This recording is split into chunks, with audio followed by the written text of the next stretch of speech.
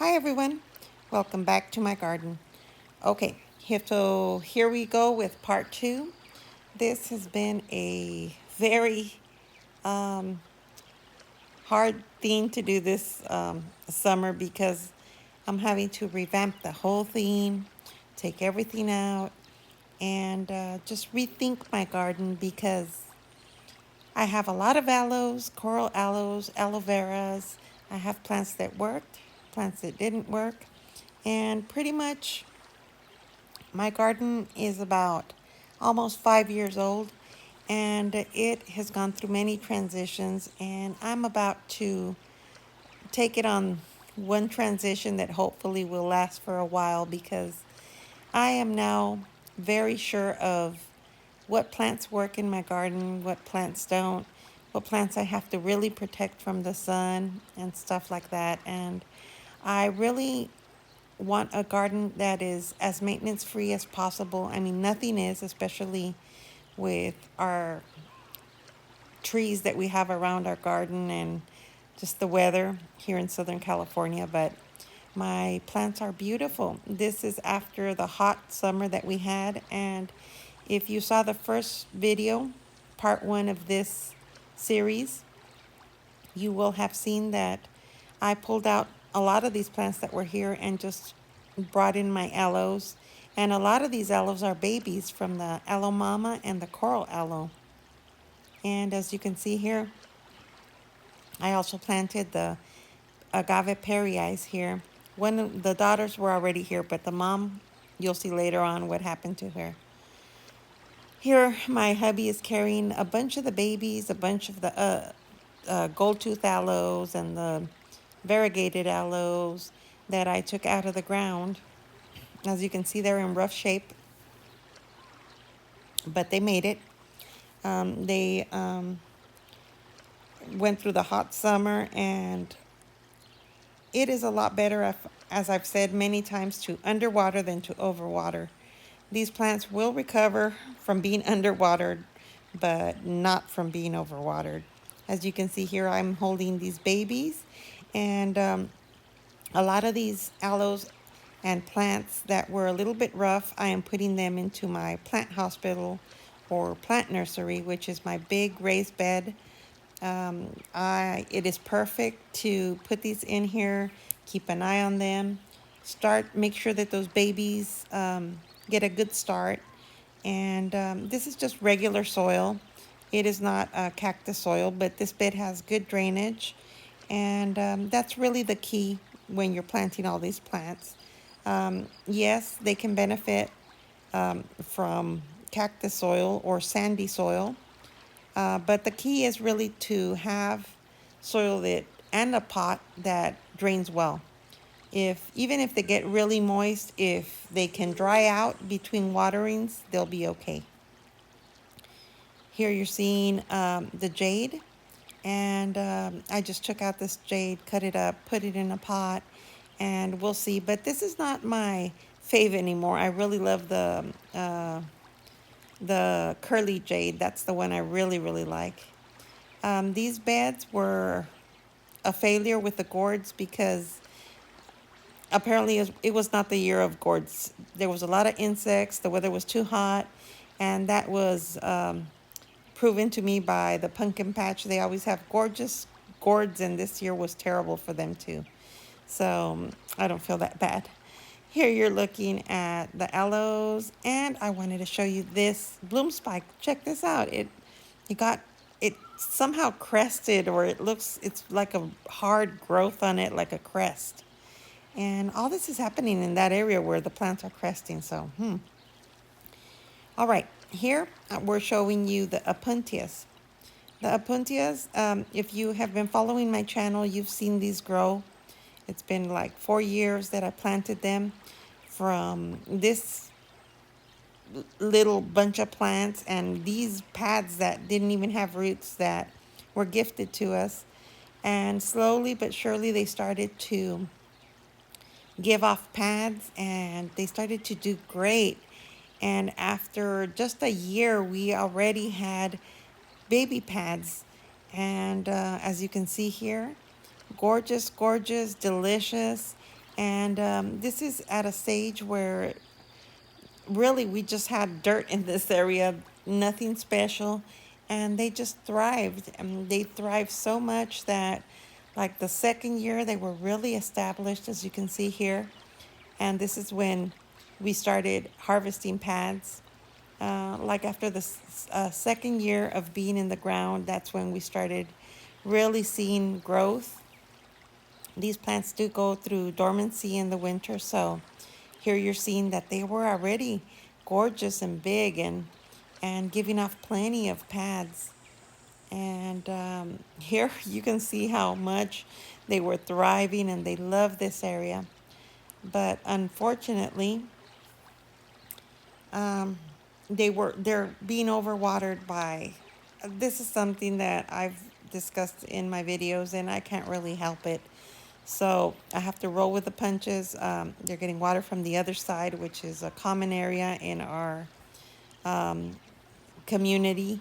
And it just, like, it's downhill. It's inevitable in a way, but if they had drip irrigation, it would be avoided. But in this case, they don't. So everything, the runoff, this is the lower point where they're planted, and they just get saturated. So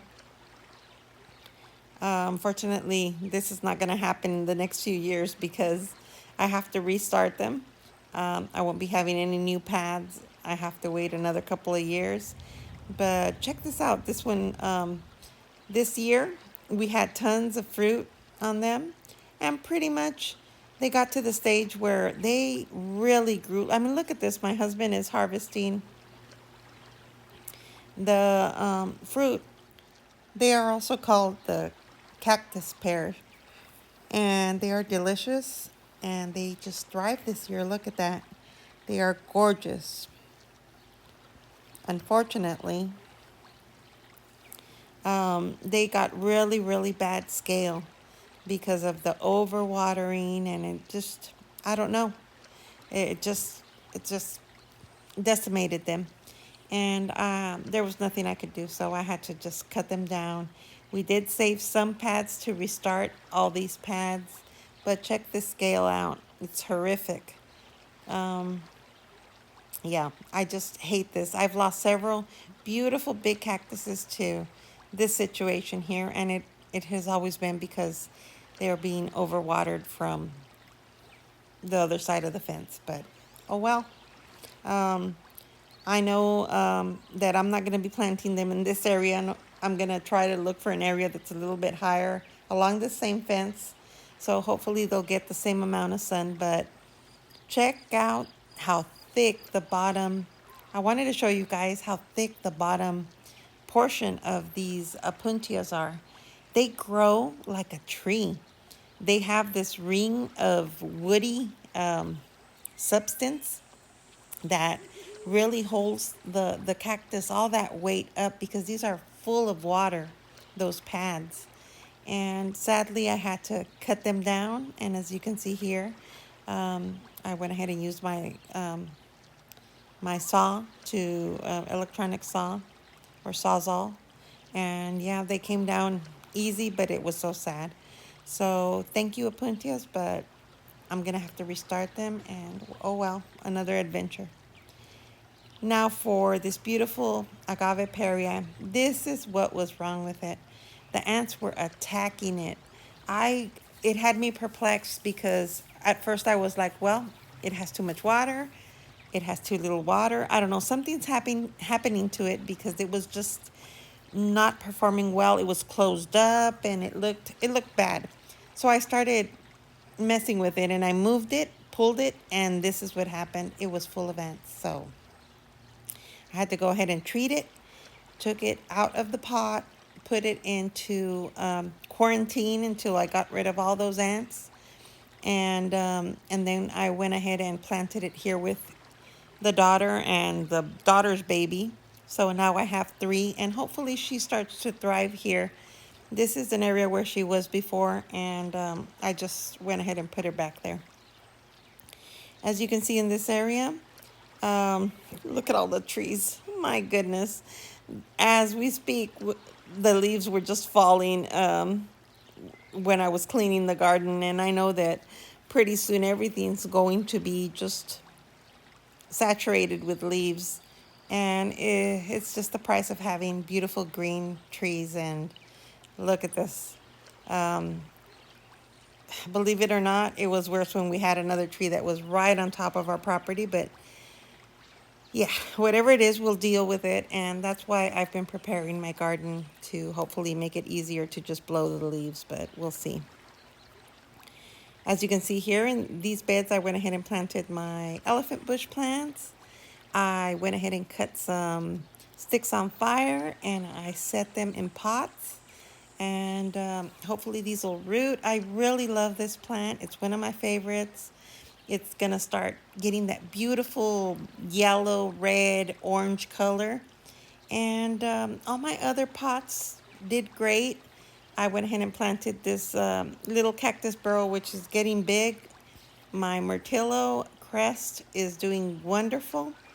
I do have a little topiary that I'm growing, a little boxwood hedge type of topiary that I want to go ahead and form into a ball. And pretty much that's what I was up to.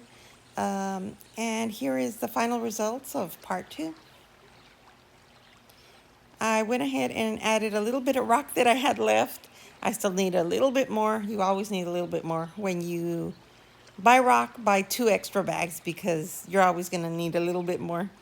But it looks gorgeous. I love it. And all these plants, I still have a bunch of aloes in my nursery in my plant hospital that I'm going to incorporate in these areas here.